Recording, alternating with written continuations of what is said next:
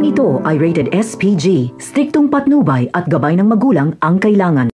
Sa paglabas ni Bubbles ay lalo lang malalagay sa panganib ang buhay nito.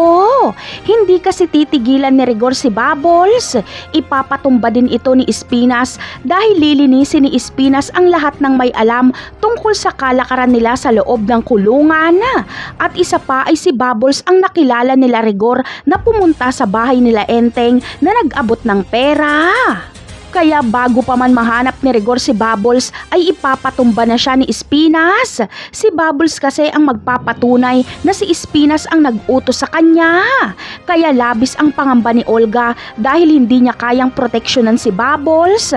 Hindi tulad sa loob ng kulungan na nandoon si Celso. Kaya aasa na lang si Olga na maprotektahan ni Tanggol si Bubbles. Magkikita at magkakasama kasi si Tanggol at Bubbles sa labas.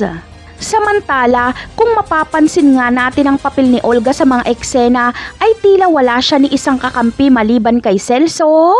Kahit ang dalawa niyang tauhan ay wala siyang tiwala dahil hindi niya pinapaalam dito ang tungkol sa kanyang anak.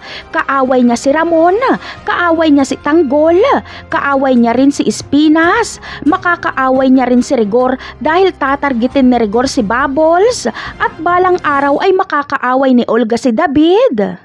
Ang lahat ng ito ay ginagawa ni Olga para sa kaligtasan ng anak niyang si Bubbles. Layunin niya na makuha ang kayamanan ng mga Montenegro para may ipamana siya kay Bubbles.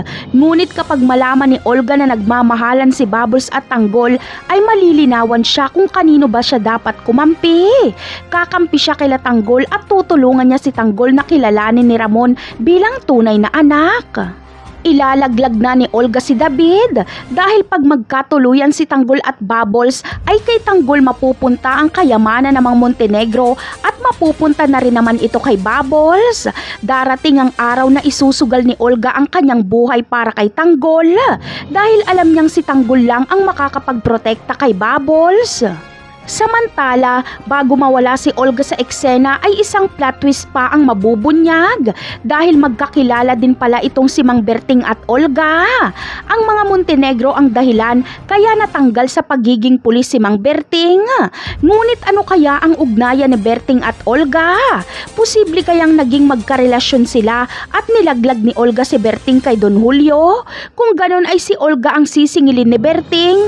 Napakarami pa nating dapat abangan sa mga susunod na episode. Paalam!